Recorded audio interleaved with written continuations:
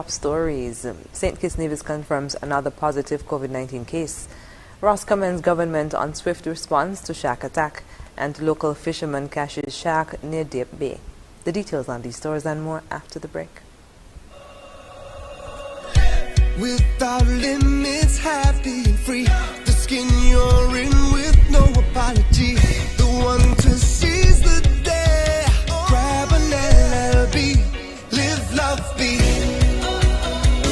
With LLB. Live, love, be. Live, love, be. Be who you know you can be. Grab an LLB. Live, love, be. Angostura, lemon, lime and bitters. Live, love, be. In your formative years, we were there. When you got the good news and the bad, we were right there with you.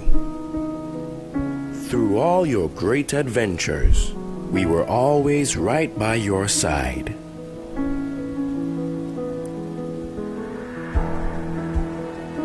Now that life has thrown us a curveball, we are still here. And as we navigate this difficult period, the SKCCU will continue to be there for you and your family to help you through. We will assist you in safely and efficiently accessing your funds through our digital platforms, online banking, mobile banking, ATMs, and even our drive-through services. We can get through this together with responsible financial decisions by making food and medication a priority, practicing proper hygiene, maintaining social distancing, and constant prayer. We're here for you. We're still here. We will get through this together. SKCCU will continue to be your financial partner for life.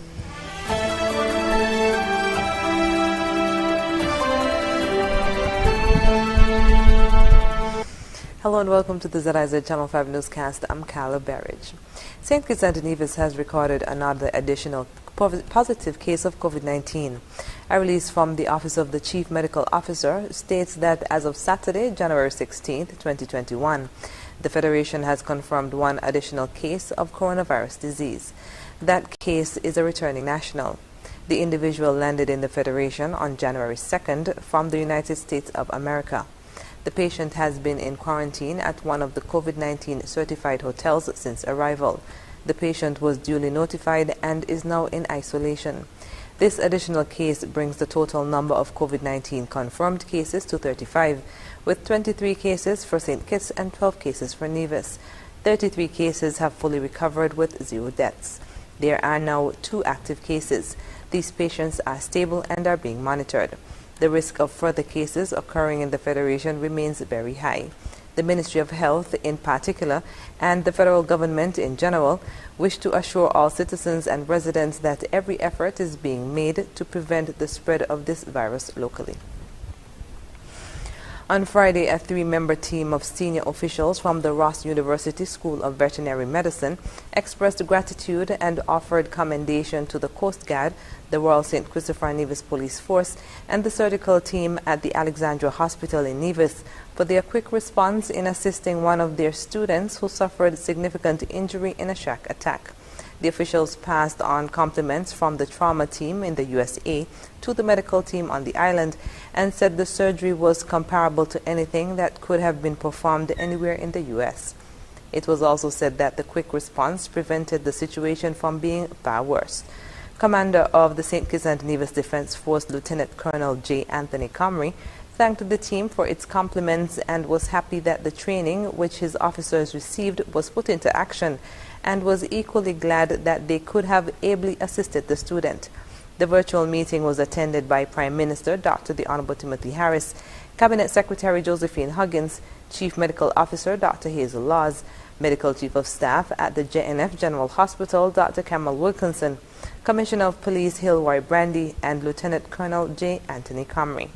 Prime Minister Harris expressed thanks to the Ross University officials for their words of commendation for the high level of support and professionalism of the government team, both at the federal level and the Nevis Island administration.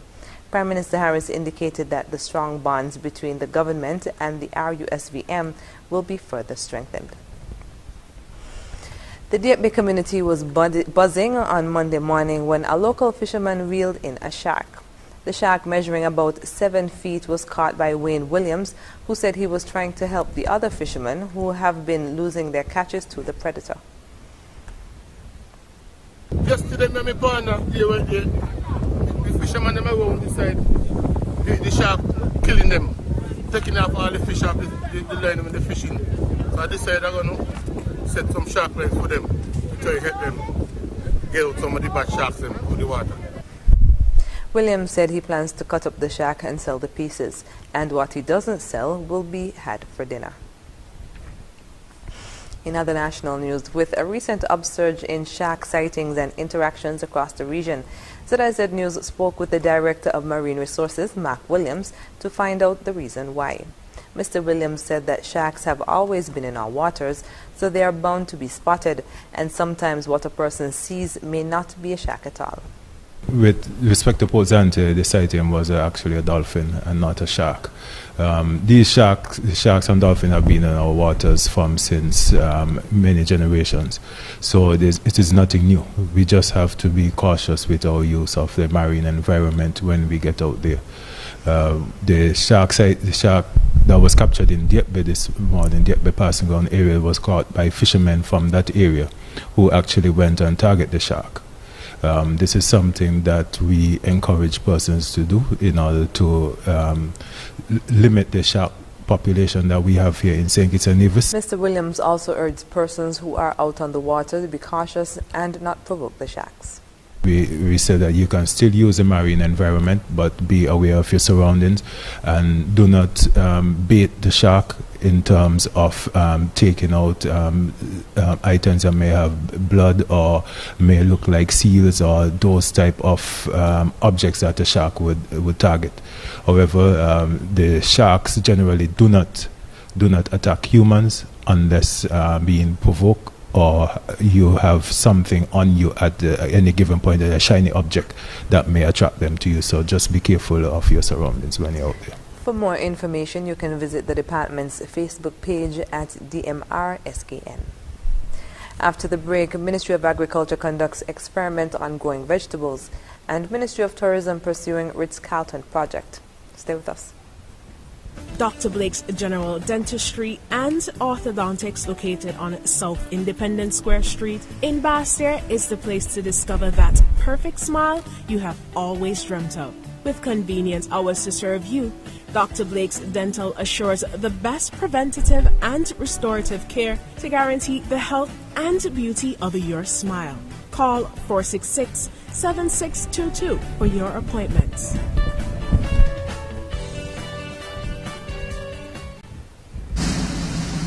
Ladies and gentlemen, National Bank presents Showtime! Only in December, National Bank is offering a loan 2 times your annual salary, up to $75,000 unsecured. You heard right, 2 times your annual salary, up to $75,000 unsecured. There's even an option to pay interest only until November 2021. Call your closest branch to make an appointment. Remember, it's Showtime at National.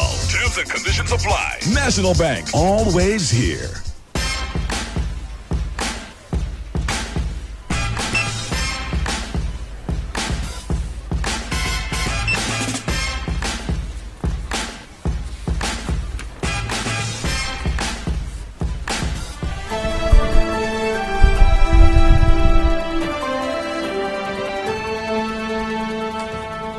Welcome back. Shoppers may soon see a higher quality of cabbage on the market as the Ministry of Agriculture conducts an experiment on growing various types of vegetable. According to Director of Agriculture Melvin James, the experiment is being conducted at the Tabernacle Outreach Center, and on Friday, department officials and Agriculture Minister Honorable Alexis Jeffers visited the farm for an update. Mr. James said the goal of the experiment is to determine which type of cabbage provides the best quality and is most resilient to external factors. We tend to want to introduce new varieties of cabbages to the farmers because the cabbages are continuously plagued by a particular worm which we call a diamondback. So we had a trial with 4 varieties. One which we normally plant, I think it's Caribbean Queen, and 3 new varieties. So they were planted about 3 months ago, and we went there to see their progress. He said there are numerous factors to consider when analyzing the harvest, and these pieces of data would be relayed to the farmers. In an experiment, you look at things like the spacing, how it affects the size of the heads. You look at the overall heads themselves. Some varieties are more green than others. We also had a colored or purple varieties. We tend to look at the period to harvest. Some would be mature earlier than some, right? So we want to be able to inform the farmer as to the qualities of a particular variety that we're selling him. And it is also important so that people can know what to expect.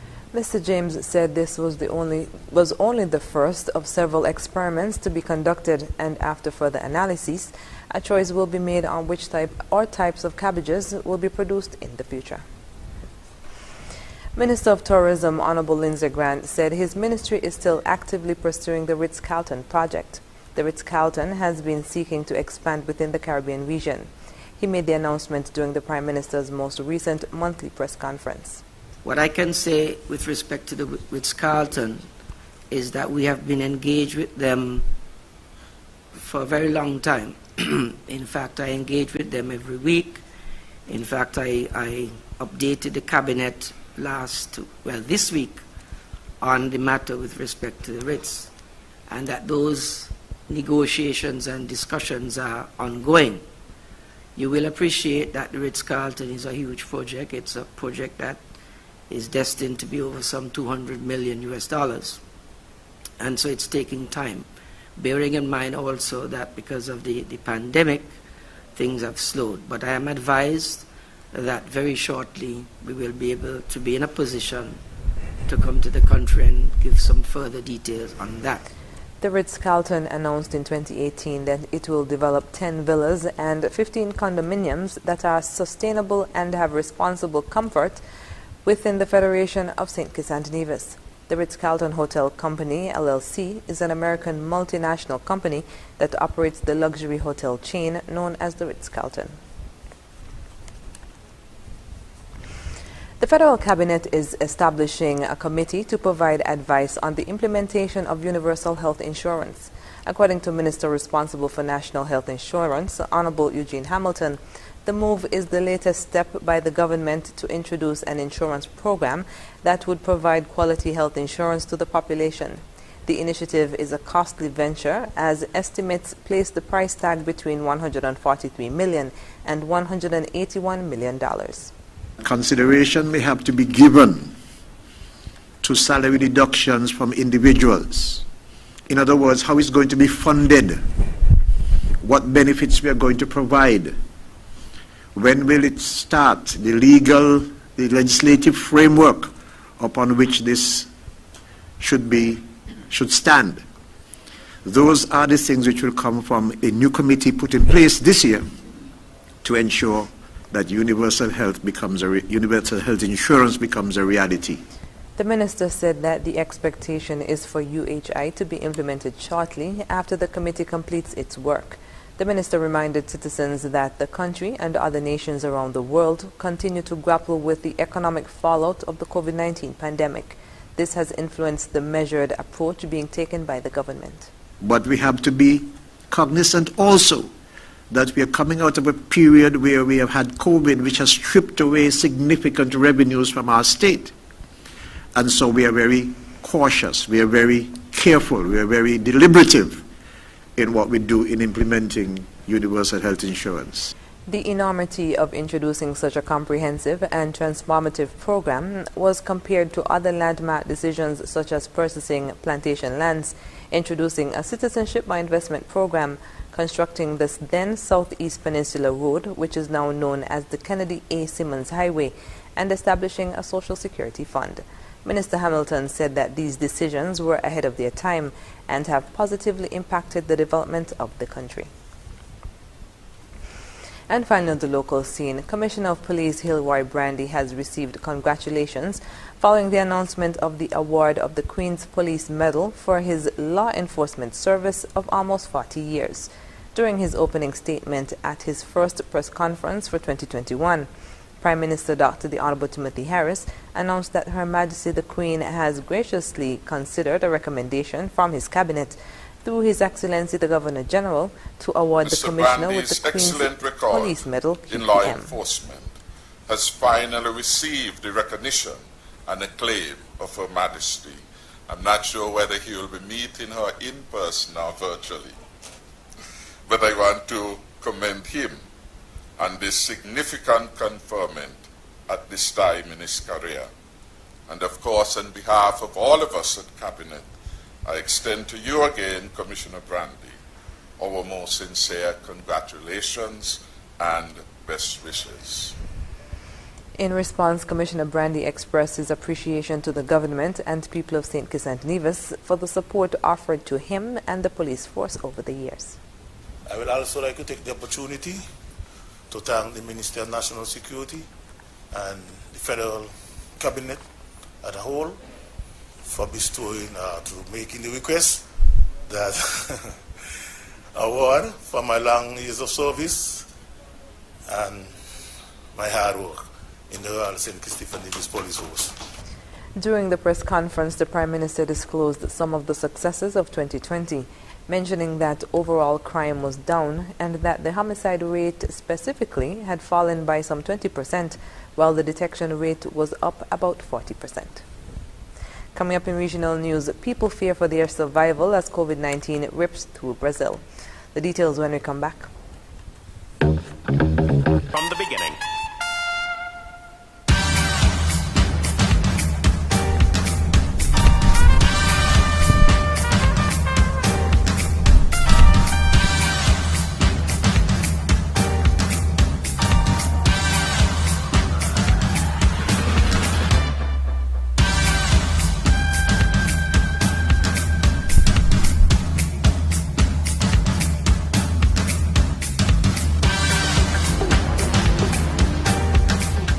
Here is how I pay my Flow bills using the MyFlow app in just 3 easy steps.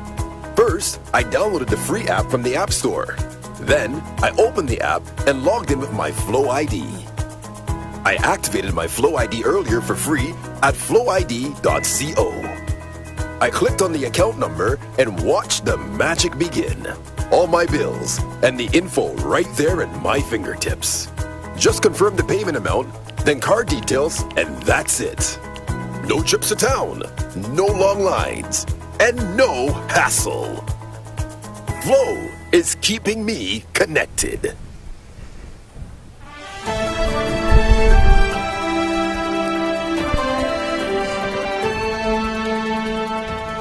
And we're moving now to news on the regional scene. Brazil has approved 2 vaccines to tackle COVID-19.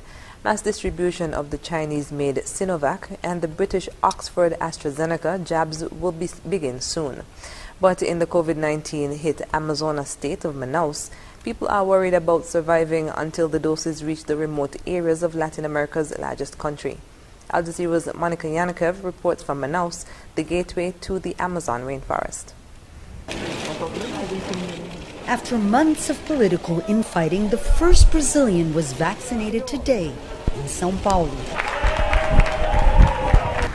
But the round of applause in Brazil's richest city was a far cry from the reality of Manaus. More than 3,000 kilometers in the capital of the Amazonas state, a new strain of the coronavirus is still spreading infections like wildfire. Many here barely make it to a hospital, and those who do have few guarantees they'll get out alive. Nelly Freitas just lost the 3rd person in her family. I cannot understand how the government let Manaus reach this point. They're killing us, destroying our families. My brother-in-law died because there was a shortage of oxygen. We bought a cylinder, but it was too late. Not far from the hospital, others are racing against time. These men have spent the morning rushing from one oxygen supplier to another to fill up their metal cylinders. The federal government, Brazilian states, and even neighboring Venezuela have sent supplies to Manaus, but it hasn't been enough. Mauricio Fernandes has been standing in line for his uncle, who's suffocating in the hospital. In 1 week, he had 2 cardiac arrests. Chega a ser irônico, né? Todo mundo fala que a Amazônia é o pulmão do mundo. It's ironic. Everybody says the Amazon rainforest is the world's green lung, and yet people here are dying from lack of oxygen. It's like a war zone. In the port of Manaus, time seems to have stopped. Instead of oxygen cylinders, bananas are unloaded from the boat to be sold on the market. But the river, which could be a lifeline, is also an obstacle to fighting the pandemic. Manaus is the gateway to the Amazon forest. It's surrounded by water, which makes the logistics of bringing anything here, like oxygen cylinders or vaccines, very difficult. You can reach the capital of the Amazonas state by plane or by boat. But there's some villages out here behind me which are hours and hours away by boat. And that's the only means that you can reach them. And not every boat like this one is strong enough to carry supplies. Here, the vaccines, which will be distributed throughout Brazil, are still a promise for the future. In the meantime, people are just trying to survive. Monica Yanakiev, Al Jazeera, Manaus.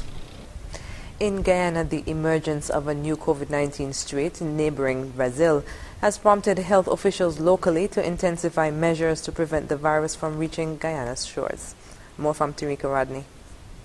Minister of Health Dr. Frank Anthony noted on Friday concerns about the new COVID-19 variant that has been detected in Brazil. As a means of keeping the highly transmissible variant at bay, he disclosed that the Takatu River Bridge linking Brazil to Lefem will remain closed. Really open our land border. So the bridge over the Takatu has been closed.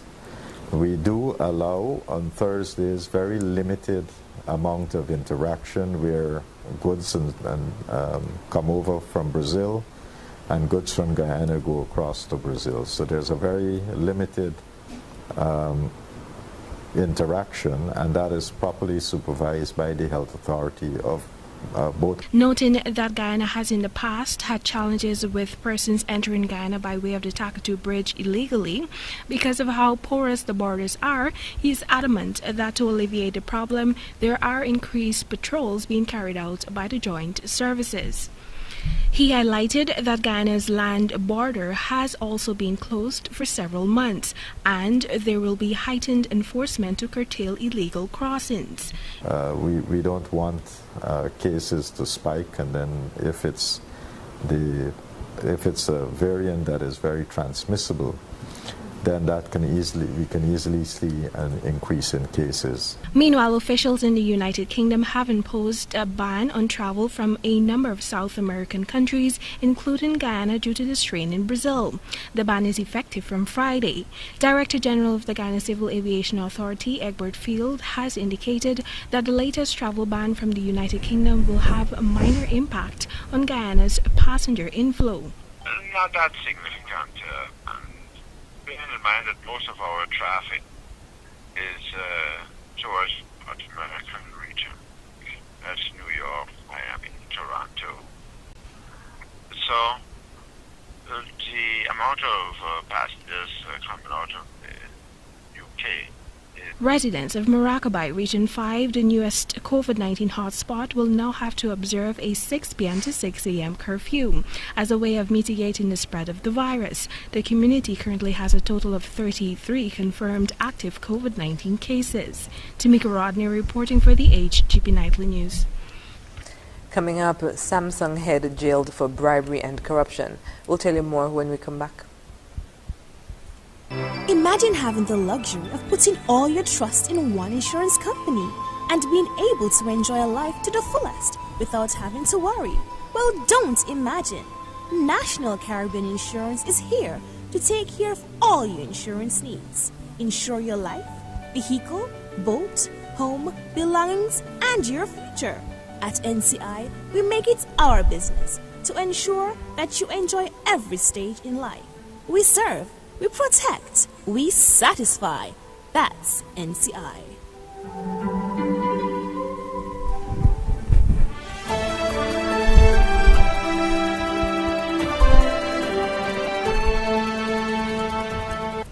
Welcome back.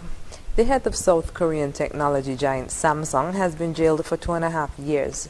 Jay Lee was found guilty of bribery and embezzlement in connection with the corruption scandal that brought down the former president, who was jailed in 2017. Al Jazeera's Rob McBride reports from Seoul, South Korea.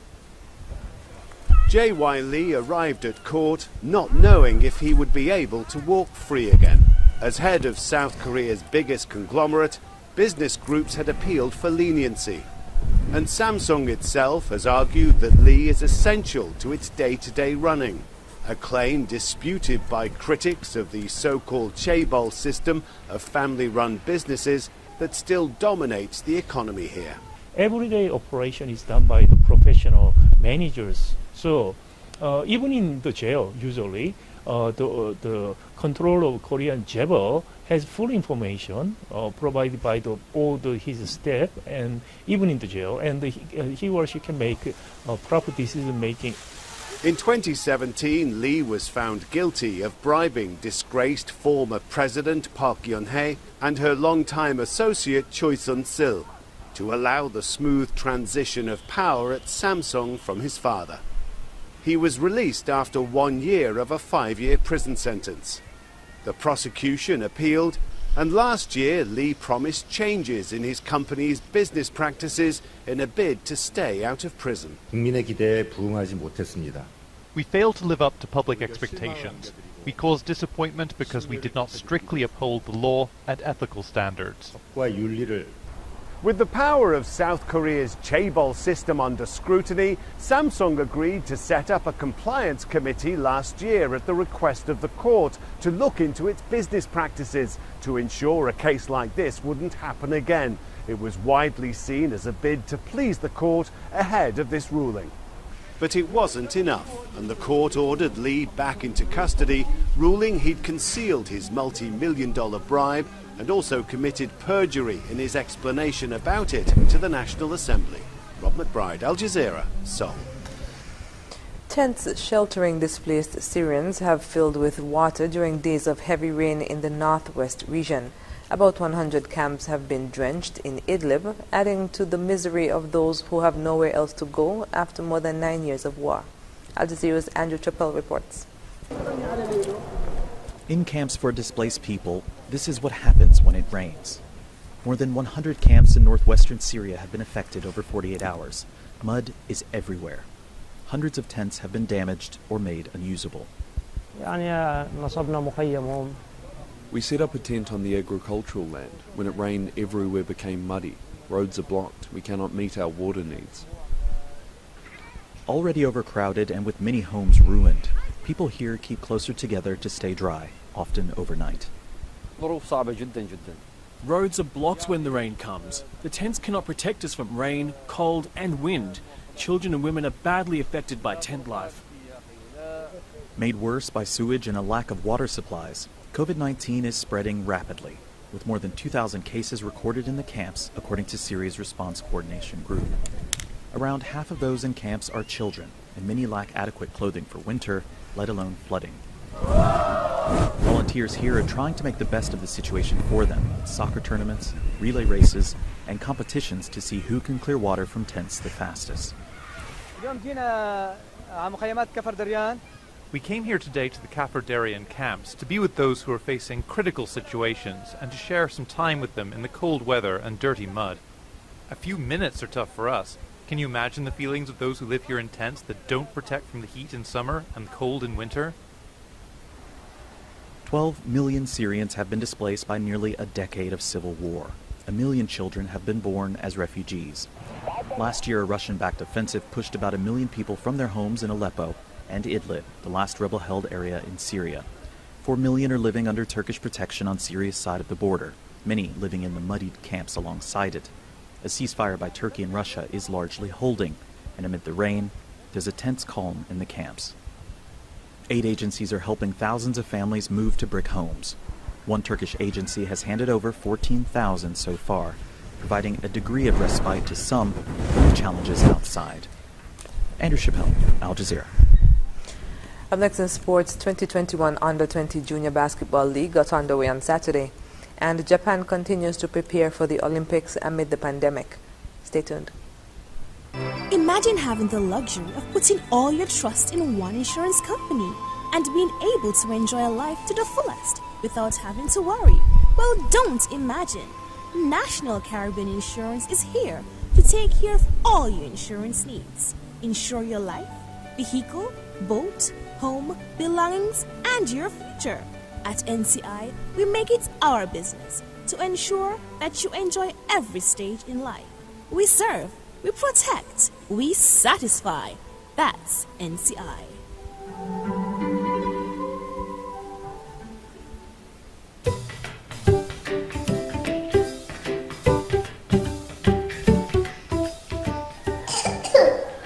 Covering the cup. No, cup in the ever like this. The coronavirus is bad. So there is one thing we can do. Wash your hands, wash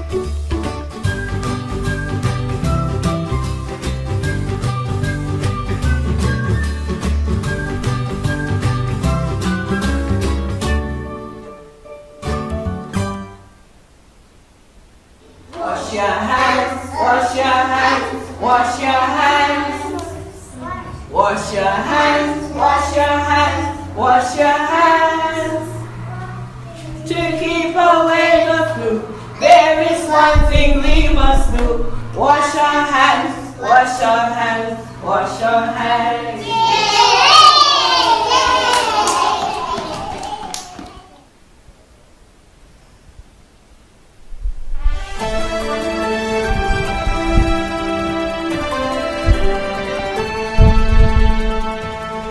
Welcome back.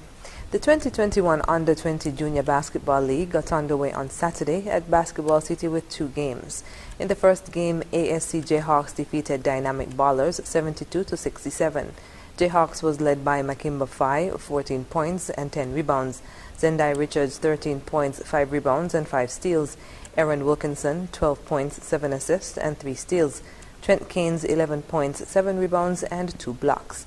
For Dynamic Ballers, Julian Emilian, 37 points, 4 rebounds and 4 steals. Kejanai Huggins, 11 points, 8 rebounds and 2 steals. Kejari Huggins, 8 points, 7 rebounds, 6 steals, 2 assists and 3 blocks. In the second game, which was completed on Sunday because of rain, defending champs Bird Rock Uprisers defeated Rams Futa Sandy Point 80-64. For Bird Rock, Cecil Angel, 24 points, 7 rebounds, 5 steals, 2 blocks. Gary Thompson, 18 points, 5 rebounds, 2 steals. Lucas Wilson, 14 points, 4 rebounds and 4 steals. For Falcons, Garfield Hodge, 29 points, 17 rebounds, 5 assists, 3 steals, 3 blocks. Kejan Bori, 15 points, 11 rebounds, 6 steals, 4 assists and 2 blocks. On Sunday, Rams Hitters defeated ASC Wolfpack 108-34. Hitters was led by Jalen Sadler, 28 points, 16 rebounds, 2 assists, 2 blocks. Vance Joseph, 24 points, 4 rebounds, 5 steals. Kado Strawn, 12 points, 9 rebounds, 2 steals, 2 blocks. And Shamar Saida, 5 points, 10 steals, 8 rebounds. For Wolfpack, Iliam Skelton, 6 points, 7 rebounds, 5 steals. Joseph Connolly, 6 points, 3 rebounds, and Amazier Morris, 5 points and 2 rebounds. The league continues on Tuesday with one game when ASC Wolfpack comes up against Rams Future starting at 7 p.m. Rams Prime Minister Yoshihide Suga has delivered a policy speech at the opening of the parliamentary session.